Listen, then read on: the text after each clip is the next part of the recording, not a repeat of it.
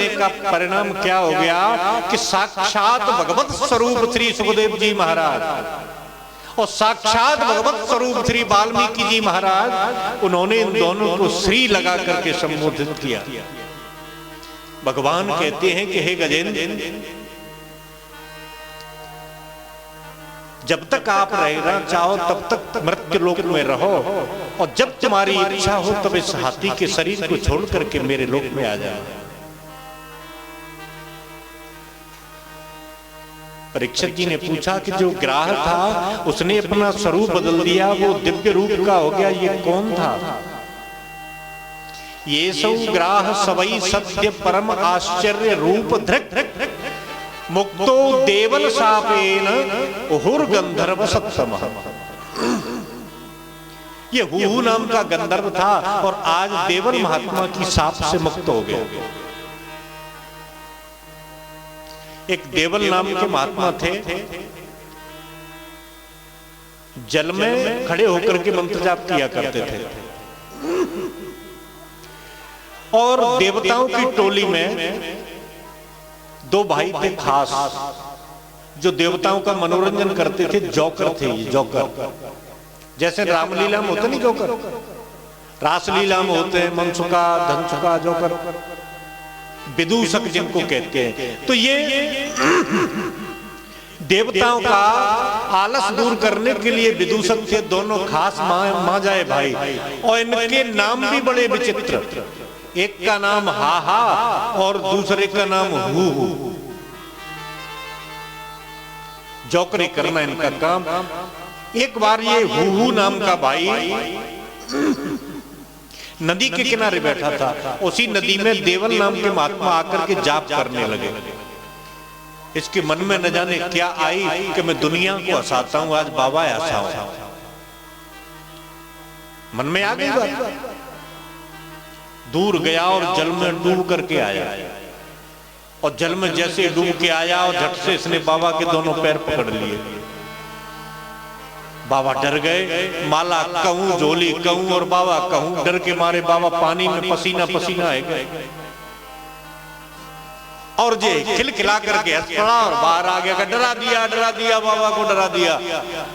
बाबा तो डर के मारे क्रोधित हो गए। क्रोध आया इस पे और कहा, दुष्ट, जल में छुप करके पैर पकड़ता है, जा ऐसे ही पकड़ता रहे, तू मगर हो जा। अब थर थर कांपने लगा। महाराज क्षमा करो, क्षमा करो, मेरा मंतव्य आपको डराना, केवल हंसाना था, डराना नहीं था।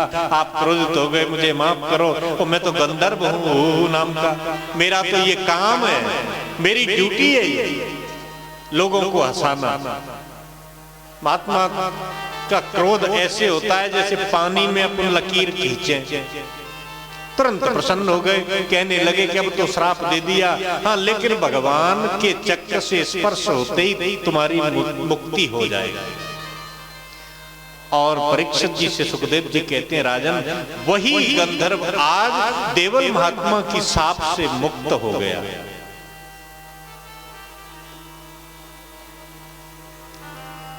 भगवान जब बैकुंठ में पहुंचे तो उन्होंने देखा कि एक नया पार्षद और माता की व्यजन से, बीजना से, पंखा से हवा कर रहा। देवी ये कौन है? कि ये वही हाथी है जिसको आप मुक्त करा के आए। तो इस कथा से केवल एक शिक्षा लेनी है कि भगवान का स्मरण तभी के लिए क्यों रखें जब संकट आए। अपनी प्रकृति देखो, कथा का एक नियम होता है। कथा सुन रहे हैं आप, कथा के बाद जाओ पंडित जी से कहो, महाराज तुम्हारी कथा से बहुत प्रभावित भये। कथा से प्रभावित नहीं होना है, कथा से परिवर्तित होना है। प्रभावित नहीं होना। कथा से यदि प्रभाव तुम्हारे ऊपर पड़ रहा है तो वो क्षणिक होगा। कथा से होना है परिवर्तित। मार्ग बदलना है। क्यों? क्योंकि परिवर्तनीय संसारो मृतक को बान जायते, परिवर्तन है संसार का सबसे पहला और निश्चित नियम। और रास्ते तो टूटते फूटते रहते हैं, बनते रहते हैं, स्थान कभी नहीं बदलते। सड़क जहां है वहीं रहेगी, मरम्मत हो जाती है। आपने देखी होगी कभी कभी कोई पुलिया टूट गई मेन रोड पर, फिर उस पर काम चलेगा, ठेकेदार लिख देगा कि कार्य प्रगति पर है और अब मार्ग इधर से है। देखा है क्या? कार्य प्रगति पर है देख लिखा है, और फिर बोर्ड दूसरा लगा देते हैं कि परिवर्तित मार्ग, अब यहां से निकलो, ये पुलिया टूटी है। तुम कहो कि हम नहीं जाएंगे, हम तो सीधे ही जाए, हमारे बाप दादा सब जाई के लगे, तो ले जाओ मोटरसाइकिल। पुलिया टूटी है, क्या होगा आप सबको पता है? टूटी पुलिया पे मोटरसाइकिल जाएगी तो क्या होगा? सीताराम सीताराम होगी कि नहीं?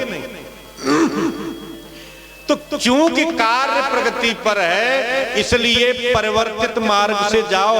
और कथा का यही काम है, जीवन में परिवर्तन करो।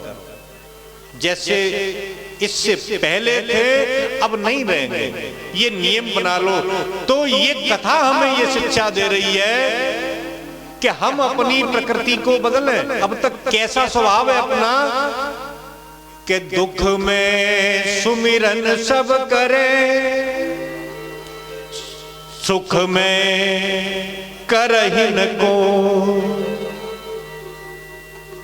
जो सुख में सुमिरन करे तो दुख काहे हो। पुनः मैं उस संकल्प को याद दिला रहा हूं, क्या केवल 11 बार भगवान को याद करना है। सब लोगों को पता है, केवल और केवल 11 बार।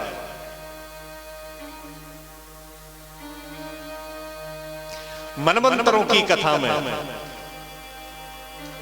एक कथा सुखदेव जी और बड़ी सुंदर सुनाते हैं कि एक प्रलोभना नाम की अप्सरा थी, परम वैष्णवी थी। उसने नंदन वन से, नंदन कानन से स्वर्ण कमल पुष्पों की एक माला बनाई, जिसमें बीच बीच में पारिजात के कल्प वृक्ष के फूल भी लगा दिए, और क्षीर सागर में भगवान के पास गई और भगवान को वो माला अर्पित कर दी। इंद्र नए राजा बने थे, तो सब देवता इंद्र को शुभकामनाएं देने जा रहे थे, और भगवान की पूजा करने के बाद वो अप्सरा भी इंद्र के पास गई। उसने भी इंद्र को बधाई दी, महाराज बधाई हो, आप हमारे राजा बने।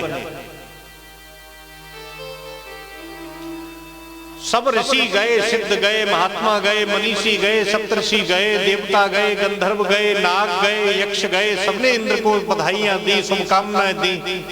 एक महात्मा नहीं जा पाए, दुर्वासा जी।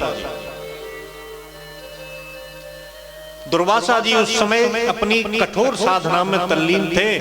सब लोग बधाइयां दे के चले गए। कालांतर में दुर्वासा जी ने सोचा कि मैं भी जाऊं, लेकिन समय तो बहुत बीत गया।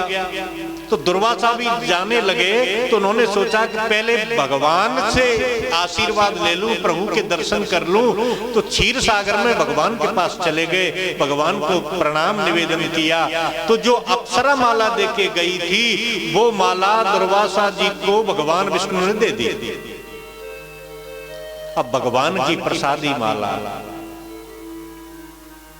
गले में आते ही दुर्वासा जी सोचने लगे कि बड़ी सुंदर माला है, और नीचे गर्दन झुका के देखी तो माला में पारिजात के पुष्प और नंदन कानन के कमल पुष्प लगे थे। तो समझ गए कि जब बड़ी विचित्र माला है, इसकी विशेषता क्या होती है। तो विशेषता दुर्वासा जी सोच रहे हैं कि इस माला को पहनने वाला कभी बुढ़ा नहीं होता।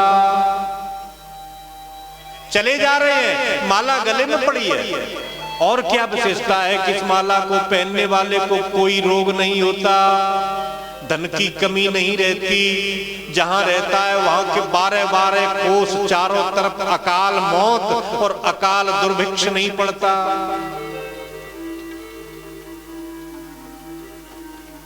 युद्ध में कोई पराजित नहीं कर सकता। अब ये चिंतन जैसे ही दुर्वासा जी ने किया, सोचने लगे हे भगवान जी माला पहनी है तब हम तो भगवान ही भूल गए।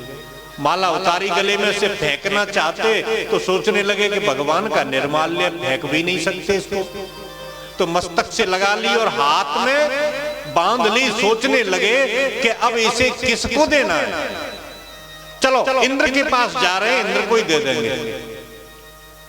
इस चीज की तो इंद्र को ही आवश्यकता है। और दैव योग से इंद्र सामने से आते हुए दिखाई दे गए। ऐरावत पर बैठे थे, दुर्वासा जी ने देख लिया कि चलो अच्छा हुआ यहीं मिल गए, यहीं बधाई दे देंगे, यहीं माला पहना लेंगे।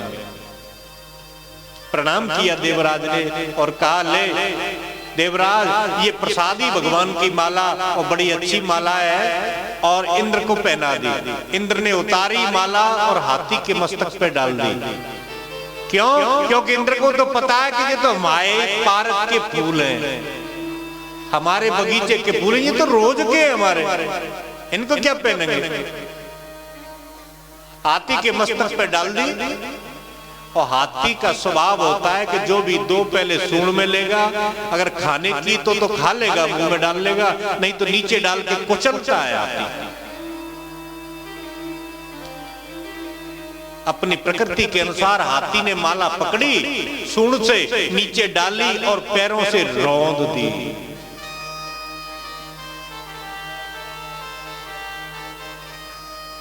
एक तो पहले से ही 440 वोल्ट के महात्मा करंट वाले, और दूसरे भगवान के निर्माल्य का अपराध। देखो आप लोग ये समझो कि इंद्र ने अपराध क्या किया है, ऐसे ही श्राप नहीं दिया दुर्वासा जी ने इंद्र को। ये एक सेवा अपराध है, और सेवा अपराध यदि कोई भक्त करता है तो उसका प्रायश्चित होता है। हर घर में 2 मंदिर होते हैं, आप लोगों को पता होगा, नहीं है तो मैं बता रहा हूं। हर घर में 2 मंदिर होने ही चाहिए, एक तो जरूर होता है, क्योंकि उसके बिना तो हमारी बनती नहीं है। एक कौन सा मंदिर है जिसमें भगवान के लिए भोग बनता है, माने रसोई घर, किचन, ये एक मंदिर है। और इस रसोई घर में कभी गंदगी नहीं करना चाहिए। रसोई घर में बैठ के भोजन नहीं करना चाहिए। झूठी वस्तु रसोई में नहीं जानी चाहिए। ऐसी वस्तु रसोई में न जानी चाहिए जिसका भोग हम ठाकुर जी को नहीं लगा सकते। और एक वो मंदिर होता है जहां ठाकुर जी विराजते हैं। गन्ने में तो ठाकुर जी आरे में बैठे मिलेंगे कि एलवाई में, तो ये 2 मंदिर होते हैं।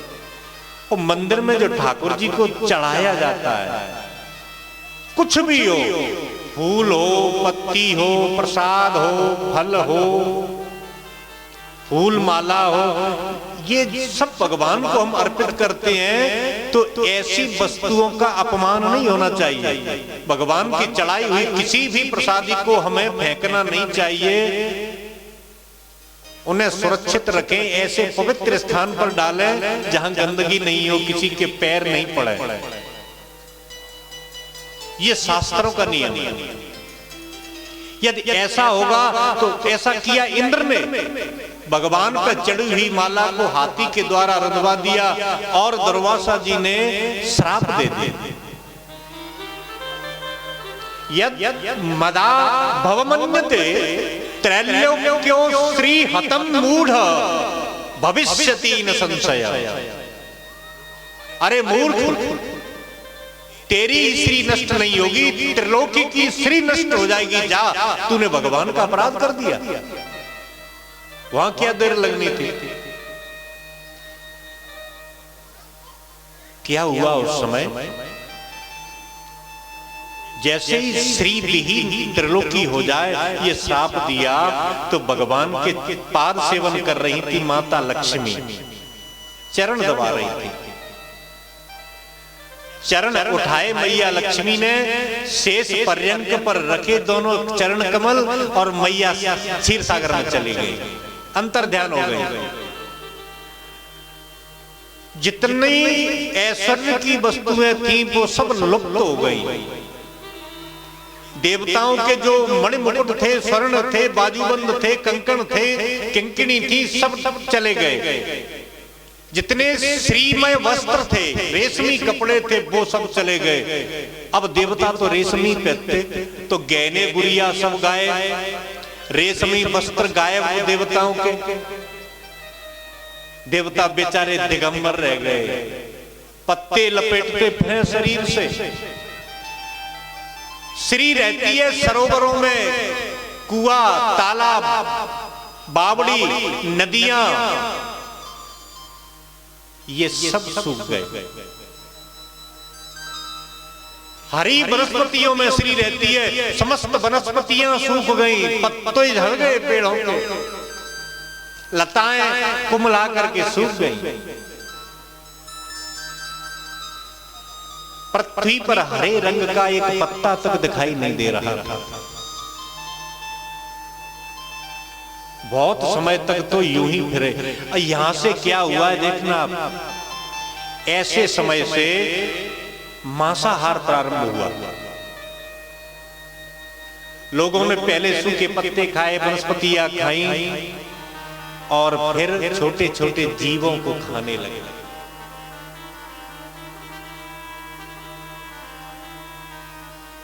मांसाहार का प्रारंभ हुआ। जो ऋषि महात्मा संत जन थे वो कंदराओं में चले गए, देवता भटकने लगे, मानव मानव का दुश्मन हो गया, शत्रुता करने लगा।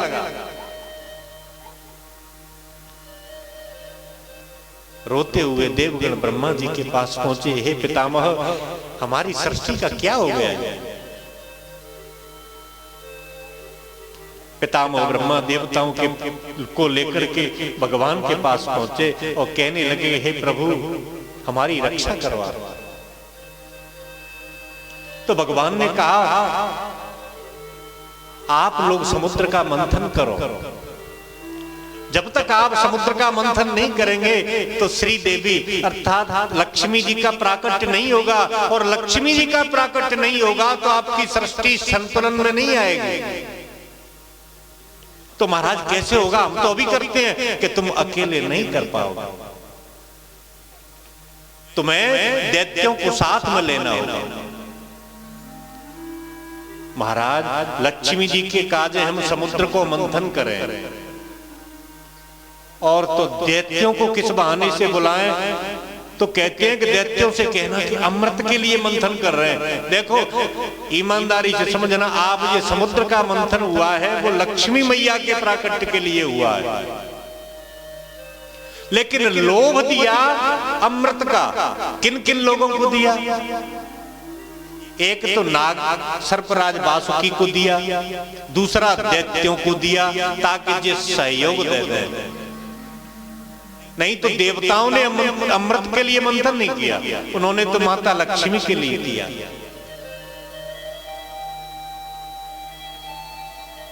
जाओ देवताओं से बोले कि जाओ दैत्यों के पास, उनको मरा के लाओ। इंद्र ने कहा कि हम नहीं जाएंगे दैत्यों के पास, हम उनको मरा के लाएं। और ये संसार का नियम है। तो भगवान ने कहा क्या है कि तुमने दुर्वासा जी को प्रणाम नहीं किया, उनका अपमान कर दिया। या तो संत को प्रणाम करो, सज्जनों को प्रणाम करो, भगवान को प्रणाम करो। यदि आप इनको प्रणाम नहीं करेंगे, इनके सामने नहीं झुकेंगे, तो दुष्टों के सामने तुमको जबरदस्ती झुकना पड़ेगा। ये प्रकृति का नियम है। झुकना तो है, या तो संतों के समक्ष झुक जाओ, सज्जन के समक्ष झुक जाओ, नहीं तो दुष्टों को बंधन करना पड़ेगा।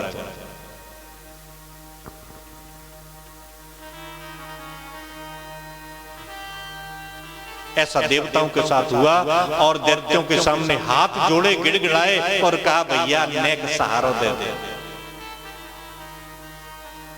कि क्या मिलेगा? कि अमृत। और जैसे ही अमृत का नाम लिया दैत्य बोले आपस में खुसर फुसर करके कि एक काम करते हैं कि मंथन करते हैं, अमृत निकलेगा धक्के दे के बाहर भगा देंगे इनको, अपन आपस में पी लेंगे, इनको तो भगा देंगे, देवताएं ये किया जाना। अब दोनों कपटी पार्टनर, किसी व्यवसाय में दो पार्टनर हो, दोनों कपटी हो तो वो ज्यादा देर तक नहीं चलती पार्टनरशिप। ये सोच रहे हैं कि हम पी लें अमृत भी और लक्ष्मी जी भी आ जाए, वो कहने के हम इनको मार के भगा देंगे, हम अकेले पिएंगे। बासुकी नाग को कहा कि भैया 2 बूंद तुम भी ले लेना। मदराचल को मथानी बनाया और क्षीर सिंधु का मंथन प्रारंभ हुआ। तो पहले तो पहाड़ को उठा के लाए तो आधे से ज्यादा दैत्य वहीं मर गए दब के। तब वहां भगवान का एक अवतार हुआ, भगवान अजित का। अजित अवतार यहाँ समुद्र मंथन के उद्देश्य से हुआ। अजित भगवान स्वयं पर्वत को उठा के लाए, गरुड़ पे रख के और नीचे डाला सागर में। बासुकी नाग को चारों तरफ रस्सी बनाया और देवता और दैत्य अब इस पर लड़ने लगे कि कौन कहां लगेगा। भगवान ने पहले कह दिया कि आप मुंह की तरफ मत लगना, क्योंकि जब ये खिंचेगा तो सांस निकलेगी। कथा सब जानते हैं। भगवान ने दैत्यों को उल्लू बना करके आगे लगा दिया और दैत्य आगे लगे, देवता पूंछ भाग की तरफ लग गए। और जैसे ही मंथन प्रारंभ हुआ पर्वत नीचे जाने लगा, तो भगवान ने दूसरा अवतार लिया जिसे कच्छप अवतार कहते हैं। श्रीमद् भागवत भगवान के 24 अवतार की कथा है। अब मंथन जैसे ही प्रारंभ हुआ, देवताओं ने जोर लगाया, ताकत लगाई, जय जय रघुवीर करके खींच के ले गए रस्सी को। फिर देवताओं ने ताकत अपनी लगाने के बाद दैत्यों से कहा कि अब तुम खींचो। तो दैत्यों ने हर हर महादेव करके और बासुकी नाग को खींचा, लेकिन नाग पतला होता चला गया और पर्वत हिला नहीं। देवता और दैत्य मूर्छित होकर के गिर गए। तब भगवान निर्मंथ अजित स्वयं, अजित भगवान पुनः प्रकट हुए और स्वयं प्रकट होकर के मंथन करने लगे। और जैसे ही मंथन किया तो उसमें से हलाहल विष निकला, कालकूट। और जैसे ही कालकूट विष निकला, अब ये तोला 2 तोला नहीं था, इतनी बड़ी भारी मात्रा में विष निकला जैसे गंगा जी में उफान आता है तो गंगा जी की बराबर। त्रिलोकी जलने लगी, सब लोग घबराने लगे कि अब तो मर गए। अमृत के लिए मंथन कर रहे, निकल आया विष। सब भगवान के पास आए। भगवान बोले कि क्या है कि विष निकला है महाराज। तो क्या बात है, विष निकला है तो कोई अच्छी बात है, घबरा क्यों रहे हो? पहलम पहल जो अछूतो निकलते, अछूतो बाय गुरुजी ये देते। अब बृहस्पति जी सुकुड़े के अब हमारा नंबर आ रहा। उधर शुक्राचार्य जी सुकुड़ रहे हैं कि कहीं मेरा नाम नहीं आ जाए, हम ही गुरु हैं। तो भगवान ने कहा कि गुरु जी को दे दो। शुक्राचार्य जी बृहस्पति जी आए, महाराज हमारी सामर्थ्य नहीं है। भगवान बोले कि तुम गुरु हो? नहीं। गुरु कौन है? शंकर भगवान। तुम त्रिभुवन गुरु वेद बखाना, वंदे बोधमयम नित्यम। तुलसी बाबा लिख रहे हैं, गुरुं शंकर रूपिणं यमाश्रितो हि वक्रौ चंद्रः सर्वत्र वंद्यते। तो शंकर भगवान तो आए ही ना, वो तो समाधि में बैठे हैं। तो जाओ, सब देवता गए। देव देव महादेव भूतानां अभयंकर त्राहिनः शरणापन्नः त्रैलोक्योदहनात् विषाद। हम आपकी शरण में प्रभु, समुद्र मंथन से ये जो कालकूट निकला है उससे पूरी त्रिलोकी जली जा रही है, और भगवान ने हमें भेज रहा है कि आप इस प्रसादी को ग्रहण करें। हम आपको कुछ देना चाहते हैं, उसे आप स्वीकार करें। बगल में बैठी मैया की ओर भगवान ने दृष्टिपात किया और कहा कि जे आदेश करेंगे तो ही हम खाएंगे। क्यों? क्योंकि हम आधो भाग जे है, अर्धांगिनी पत्नी को बोलते ना, तो हमारे पूरे शरीर पर अधिकार नहीं है, आधे शरीर पे है। तब भगवान ने माता पार्वती से पूछा, अहो भवान्यमे तत्प्रजानां पश्य वैशसः क्षीरोद मथनोद भूता कालकूटाद उपस्थितम। देवी तुम कहो तो हम पाए लें। ये देवता सविनय पूर्वक हमें जहर देना चाहते हैं, तुम कहो तो हम ले लें। प्रभाव जानने वाली माता पार्वती जी ने प्रभु को आदेश दे दिया, प्रभु बचा लो अपनी त्रिलोकी को।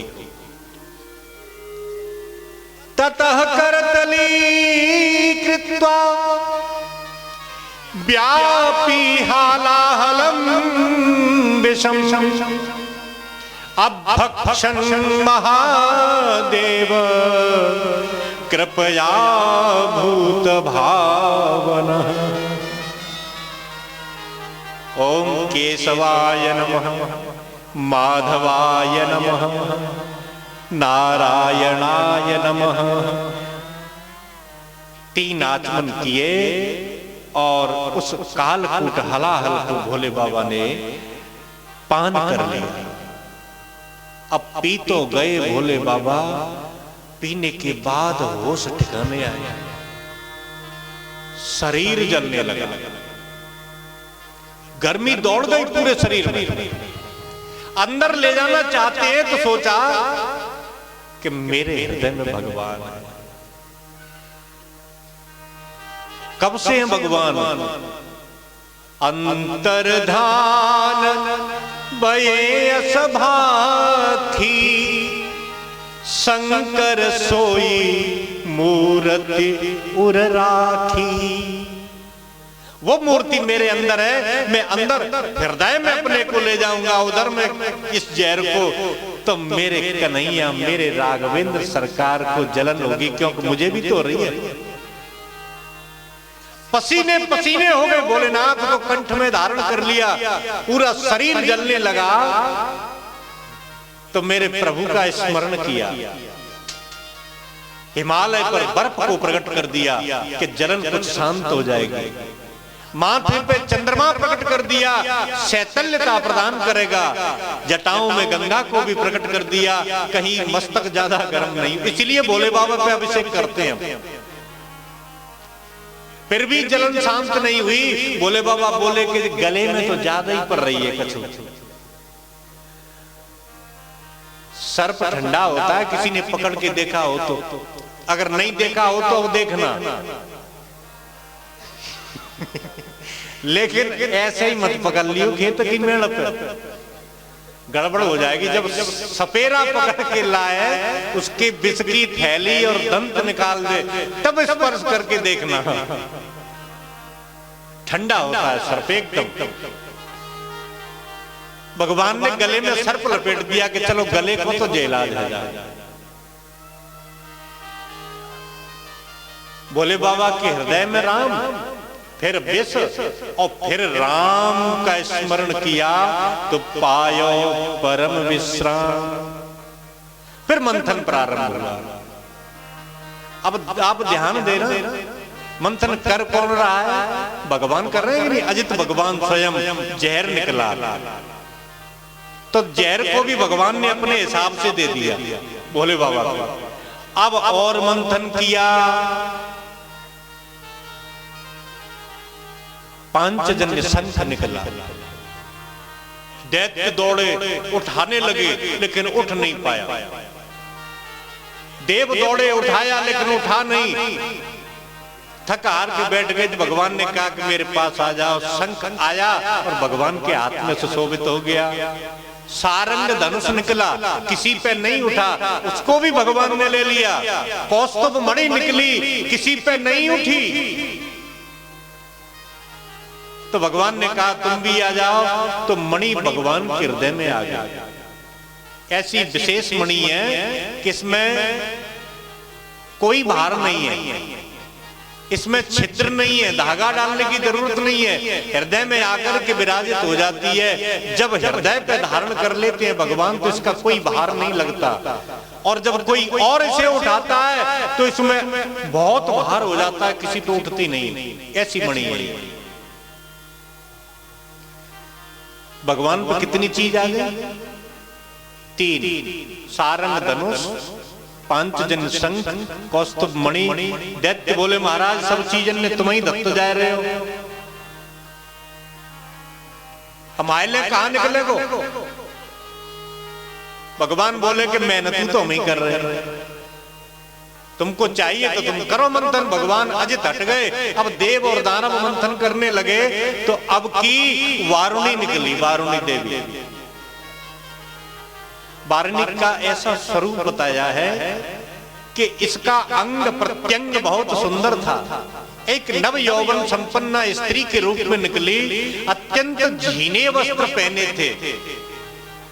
माता बहने जानती, नेट की साड़ी होती है, नेट की साड़ी जिसमें आर पार दिखाई देता है, ट्रांसपेरेंट। ऐसे वस्त्र पहन के निकली और बहुत कम वस्त्र थे। उसके पूरे शरीर पर ओस जैसी बूंदें थी।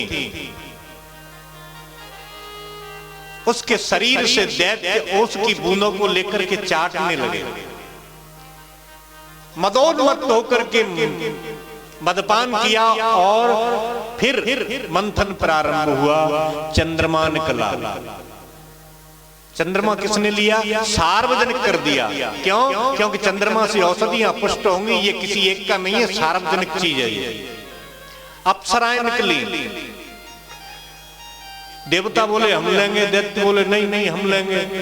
भगवान बोले कोई नहीं लेगा, ये कोई वस्तु थोड़े ही है, ये स्त्रियां हैं, ये अपनी मर्जी से जिसके पास आएंगी उसके साथ कुछ समय रहेंगी, स्थायी रूप से किसी के साथ नहीं रहेंगी। जो जबरदस्ती करेगा उसको ये साफ दे देंगी।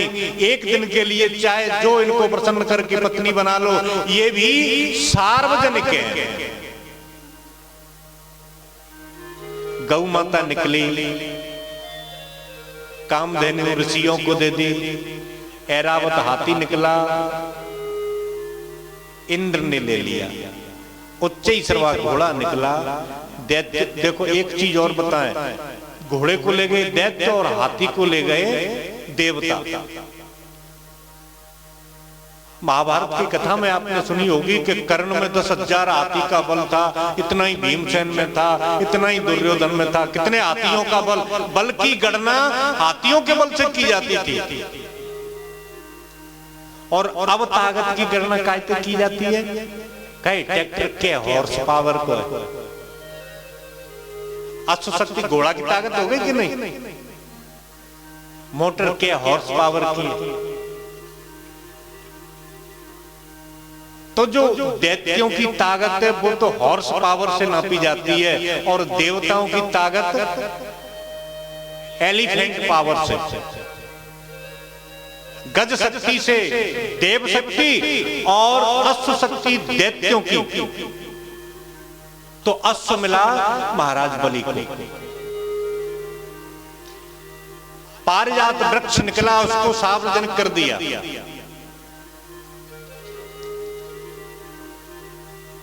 उसके बाद मंथन और प्रारंभ हुआ तो कुछ वस्तु निकलने वाली थी, उससे पहले बहुत बदबू निकली और बदबू के बाद एक फटी झिन्नी साड़ी पहने कुरूपा काली कलूटी जिसके एक हाथ में झाड़ू और एक में सूप था, ऐसी स्त्री निकली। सब लोग दूर भागने लगे, उसमें से दुर्गंध आ रही थी। पूछा कौन है ये?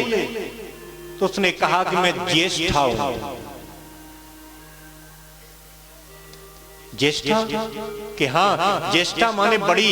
किससे बड़ी? लक्ष्मी से बड़ी। मैं लक्ष्मी की बड़ी बहन हूं। अरे देवी आप पधारो कि मेरा वरण कौन करेगा?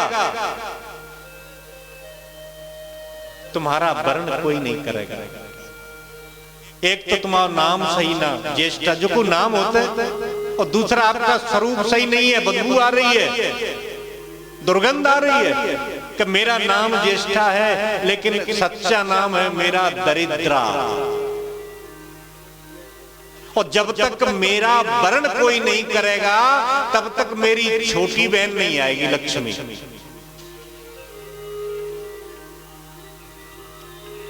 संकेत क्या है?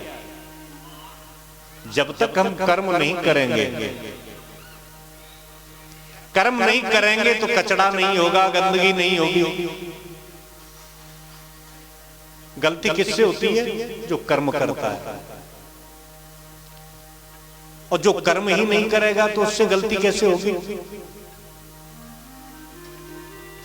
गंदगी कहां होगी? जहां कार्यकलाप होंगे वहां पहले गंदगी, फिर गंदगी को साफ करेंगे तो आएंगी लक्ष्मी। कर्म में प्रवृत्त होने का संकेत है। लेकिन दरिद्रता का वर्ण कौन करे? भगवान विष्णु के पास पहुंचे कि अब लक्ष्मी जी तो आएंगी नहीं, क्योंकि जाको ब्याह हो तो ना। भगवान बोले कि हो जाएगा। कि कैसे होगा? कि इसको कौन ले सकता है? मुझे पता है। आप ब्राह्मणों के पास जाओ और उनसे कहो कि भगवान ने कही है कि तुम जाके ब्याह कर लो। ब्राह्मण तुम जाते ब्याह कर ले, और जैसे ही तुम जिससे विवाह कर लेंगे तो भगवान के साढ़ू बन जाएंगे। साढ़ू माने भगवान से रिश्ता तुम्हारा हो जाएगा। ब्राह्मण बड़े चालाक दरिद्रा से कहा कि देवी आपको पसंद क्या है कि पहले ब्याह करो। तो घर ले गए और उसने देखा कि ब्राह्मणों के घर तो सुगंधी आ रही थी, यज्ञ की खुशबू आ रही थी, प्रसादी हवन इत्यादि की खुशबू, सुंदर फूलों की महक जिससे भगवान का अर्चन किया गया था। तो दरिद्रा ने कहा कि ये मुझे कुछ पसंद नहीं है, मुझे कूड़ा पसंद। रात को लेट सो और सुबह लेट जगो, सूर्योदय के बाद बिना मंजन करे पेट में कुछ ग्रहण करो, माने चाय पियो या कुछ नाश्ता करो। मुंह से बदबू आनी चाहिए, घर से बदबू आनी चाहिए। शराब का सेवन नित्य करो। जुआ, झूठ, कपट, बेईमानी, अनाचार, व्यभिचार, अत्याचार करो। ऐसे घर में मुझे अच्छा लगता है रहना। तो ब्राह्मण बोले कि देवी हम ऐसा वातावरण जब तक अपने घर में बनाएंगे तब तक तुम पीपल के नीचे बैठो। और उस दरिद्रा देवी को पीपल के नीचे बिठाल दिया। तो शास्त्र कहते हैं कि सूर्योदय के बाद जो पीपल की पूजा करते हैं, बापे दरिद्रा मैया बड़ी जल्दी प्रसन्न होते हैं। और शनिवार के दिन तो माता लक्ष्मी और नारायण भगवान इनसे मिलने आते हैं। तो शनिवार के दिन यदि सूर्योदय से पहले कोई पीपल देवता की पूजा करे तो भगवान लक्ष्मी नारायण प्रसन्न होकर के उस पर पूरी कृपा करते हैं।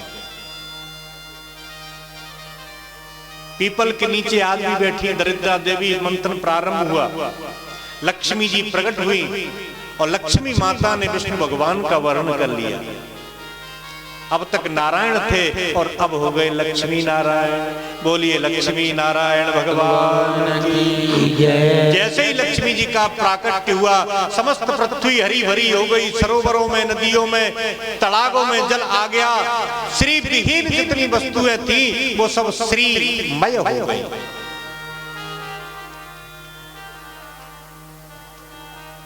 इसके बाद अमृत कुंभ लेकर के धन्वंतरी भगवान निकले। जैसे ही अमृत कलश को देखा, धन्वंतरी महाराज के 4 भुजाएं हैं, 2 भुजाओं में 2 कलश हैं अमृत के, एक भुजा में आयुर्वेद है, एक से अभय मुद्रा में धन्वंतरी भगवान निकले।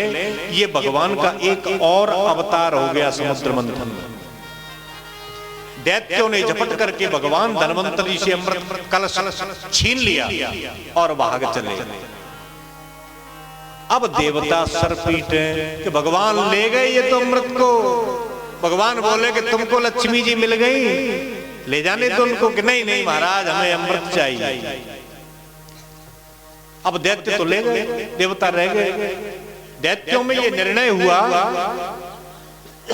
कि पहले अमृत कौन पिएगा। तो एक ने कहा कि महाराज बलि पिएंगे। तो राहु नाम का दैत्य कहने लगा कि बलि महाराज क्यों पिएंगे, वो क्या विशेष हैं, वो भी दैत्य और हम भी दैत्य हैं, उनको उनका हिस्सा मिल गया नहीं। आप देखना, ध्यान देना कि देखो देवताओं के साथ अन्याय हुआ है या दैत्यों के साथ। भगवान को एक वस्तु नहीं 3-3 वस्तु 4-4 वस्तुएं मिल गई। 4 रत्न भगवान को मिले, एक भोलेनाथ ले गए। देवताओं को रत्न मिल गया, एक हाथी। दैत्यों के राजा बलि को एक घोड़ा मिल गया। दैत्यों को शराब मिल गई। बारूनी मिली कि नहीं मिली? पर अब तुम ये एक बात बता दो, देवतन का मिलो है, कछु मिलो है? तो नियम से जो अमृत पे हिस्सा देवतन को तो कि नहीं, वितरण करके देख लो। दैत्यों के राजा को मिल गया, देवताओं के राजा को मिल गया। दैत्यों को मिल गया लेकिन देवता रह गए, ऋषियों को मिल गया। तो इस अमृत पे अधिकार केवल देवों का था। दैत्य आपस में लड़ने लगे। उसी समय पर उनके बीच में एक गेंद आकर के गिरी।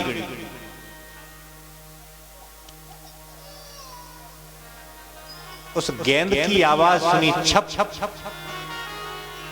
दैत्यों ने देखा कि गेंद कहां से आई। उसी समय चूड़ी खनकने की आवाज सुनाई दी। कौन थे ये? परीक्षक जी ने पूछा तो सुखदेव जी कहते हैं कि योषित रूपम दधार परमाद्भुतम। भगवान कैसे हैं कि सर्वोपाय विधीश्वर। भगवान पे हर बीमारी का इलाज है, हर व्याधा का इलाज है, हर समस्या का समाधान है। तो आज भगवान योषित रूपम ददार, एक स्त्री का रूप बना करके बैठ गए। ये समुद्र मंथन में एक और अवतार है भगवान का। भगवान के श्रृंगार का इतना सुंदर वर्णन है। उनके पैरों में बिछुआ है, महावर लगो है, मेहंदी लगी है, तोड़िया पहने भगवान, और ऊपर देखें तो 84 गज का लहंगा पहन करके प्रभु प्रकट हुए, जिस पे रंग बिरंगी पट्टियां और छींट है। और ऊपर नजर जाती है तो कमर पे करधोनी पहने हुए परमात्मा। और ऊपर दृष्टि डालो तो जिनकी नाभि मणियों से सजी हुई है, उनके पेट को देखा दैत्यों ने तो दैत्य आधे मूर्छित हो गए। धाने रंग की चूनी ओढ़ करके परमात्मा प्रकट हो गए, जिनके हाथों में अंगूठी है, हथफूल है, चूड़ियां हैं, बाजूबंद पहने हुए हैं, जिनकी सुंदर चोली के ऊपर भगवान ने कंठहार है, कम्ब है, ग्रीवा हार है, हंस हार, मोतियों की माला, मटर माला पहने हुए, कानों में कुंडल है, माथे पर बिंदिया ऐसी शोभायमान हो रही है मानो त्रिलोकी को मोहित करने की सामर्थ्य इसी बिंदी को प्राप्त हुई है। उनके चेहरे पर पसीना आ रहा है, ठोड़ी पर एक पसीने की बूंद रुक गई है। वह बूंद ऐसी प्रतीत हो रही है कि मानो मोती चिपका दिया हो। सुखदेव जी कहते हैं राजन, ये किसी स्त्री का श्रृंगार मैं वर्णन नहीं कर रहा, ये किसी कामनी का श्रृंगार नहीं है, ये साक्षात भगवान का श्रृंगार है।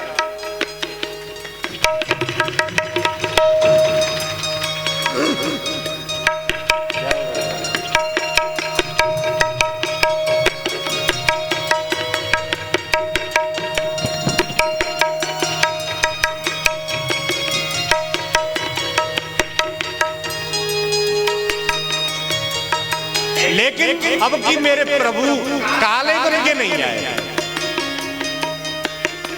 एकदम गोरे। भगवान का कोई भी अवतार हो रंग सांवला है, नीला रंग है। नीलांबुज श्यामल कोमलांगम सीता समारोपित वाम भागम। आज नील वर्ण नहीं है, आज गौर वर्ण के मेरे परमात्मा मोहिनी रूप में आया। यदि किसी कामनी का श्रृंगार होता तो सुखदेव जैसे वीतरागी महात्मा इस श्रृंगार का वर्णन कभी नहीं करते। और ऐसा सुंदर श्रृंगार गोपियां कहती थी भगवान से कि बड़ी सुंदरता है तुम्हारे चेहरे को देख करके, फिर नजर हटती नहीं है गो। तब भगवान पता है क्या कहते, गोपियों मैं तो काला करूंगा हूं, मैं सुंदर का हूं। तो पता है गोपियां क्या कहती हैं, कहे गोविंद तुम काले हो तो कमाल करते हो, और कहीं गोरे होते तो क्या करते।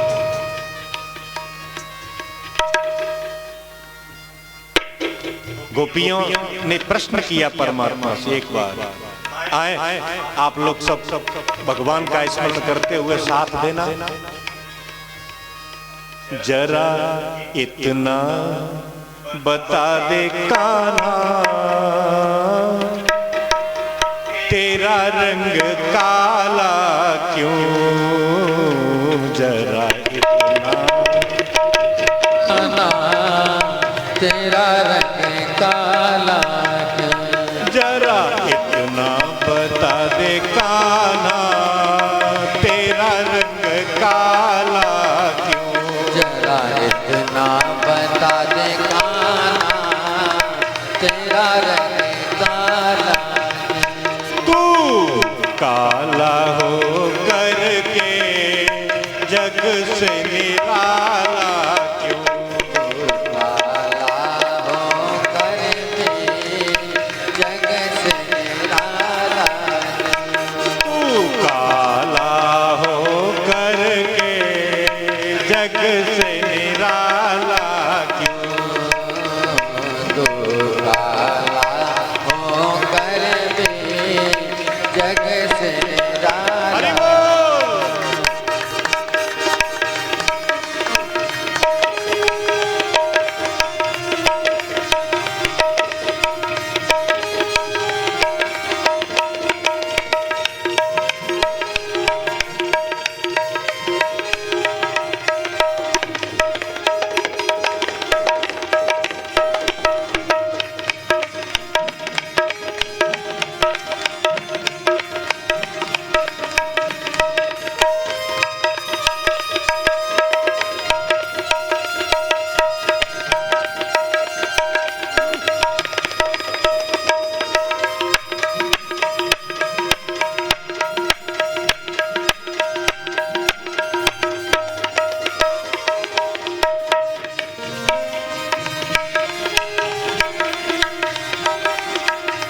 भगवान गोपियों से कहते हैं, मैंने काली रात में जन्म लिया, मैंने काली रात में जन्म लिया, ओ मैंने काली गाय का दूध पिया, मैंने काली गाय का दूध पिया, मैं इसलिए काला हूँ, तेरा रंग काला।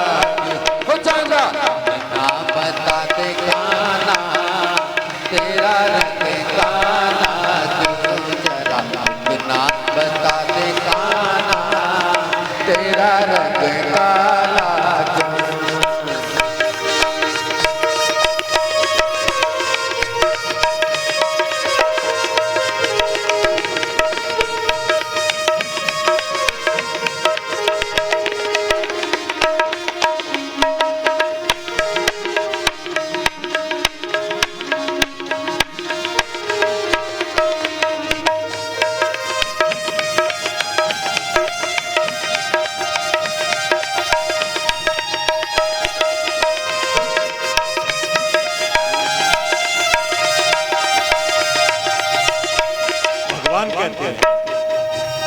गोपी दिल में मुझको बसाती है, गोपी दिल में मुझको बसाती है, वो तो नित उत मुझको बुलाती है, वो तो हित मुझको बुलाती है, गोपी नित उत मुझको बुलाती है, गोपी हित मुझको बुलाती है, अपने उर में मुझको बसाती है, वो अपनी उर में मुझको बसाती है। और मैं काला क्यों हो गया?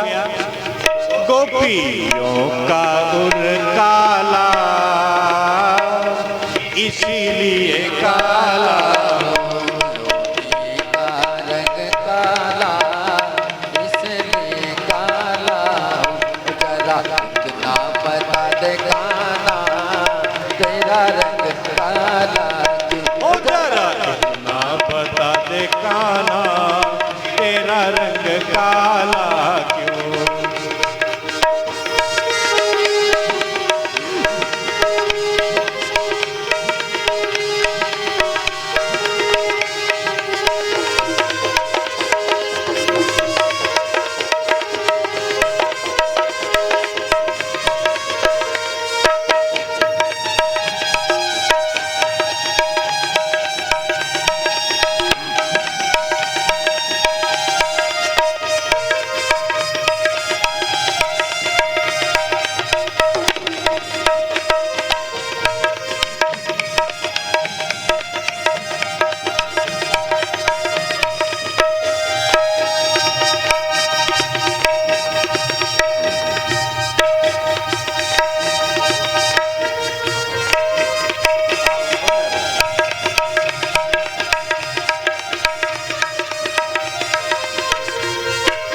बोलिए भक्त वत्सल भगवान की।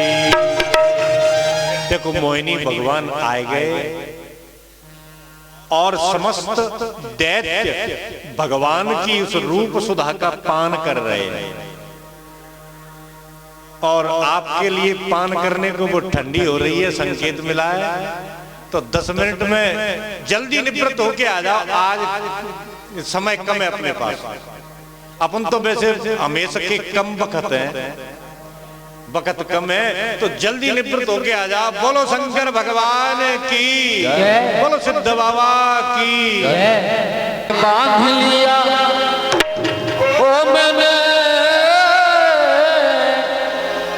मैंने बांध लिया प्रेम वाला कंगना,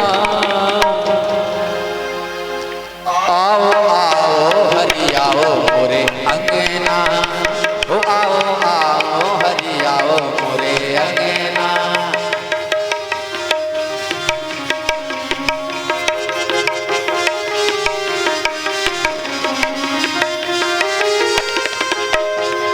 मैंने बांध लिया, मैंने बांध लिया, मैंने बांध लिया प्रेम वाला कंगना, आओ आओ हरि आओ मोरे अंगना, ओ आओ आओ हरि आओ मोरे अंगना।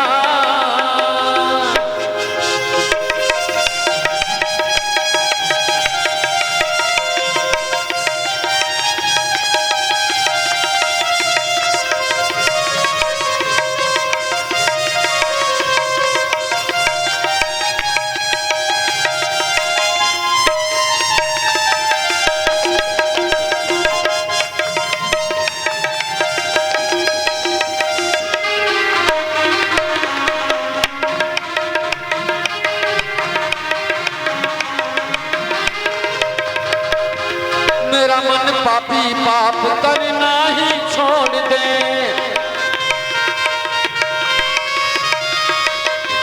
मेरा मन पापी पाप करना ही छोड़ दे,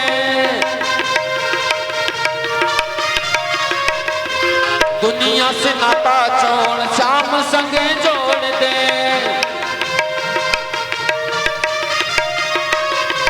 दुनिया से नाता तोड़ श्याम संग जोड़ दे।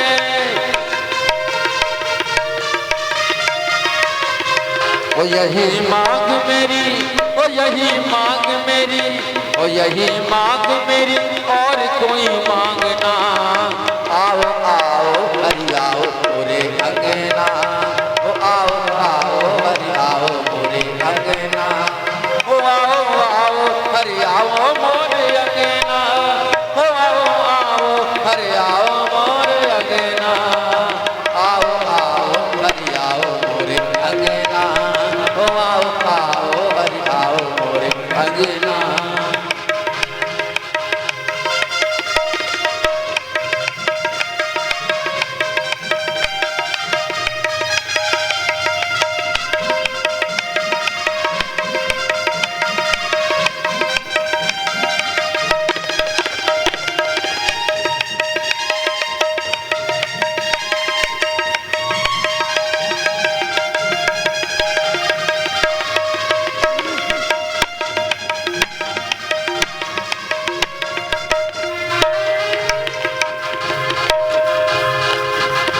मेरा मन पापी प्रभु पावन तू कर दे,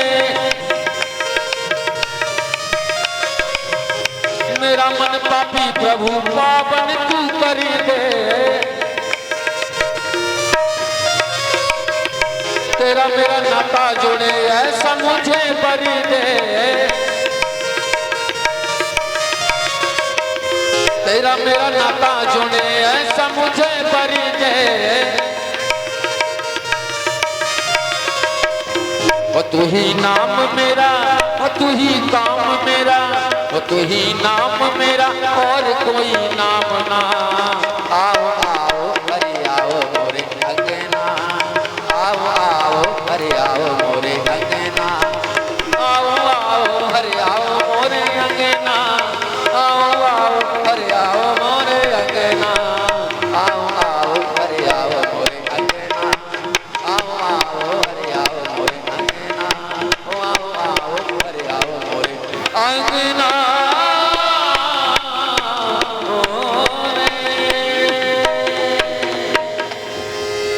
बोलिए भक्तवत्सल भगवान की जय। आए उस परम पावन स्थान पर हम और आप सब चलते हैं जहां मोहिनी भगवान की उस रूप सुधा का पान समस्त दैत्य कर रहे हैं। भगवान के उस सुंदर स्वरूप को देवताओं ने भी दर्शन करके मन में यह अभिलाषा जागृत करी कि अब भगवान हमारा काम बनाएंगे। और दैत्यों ने भगवत स्वरूप को देखा तो निवेदन करते हुए कहने लगे,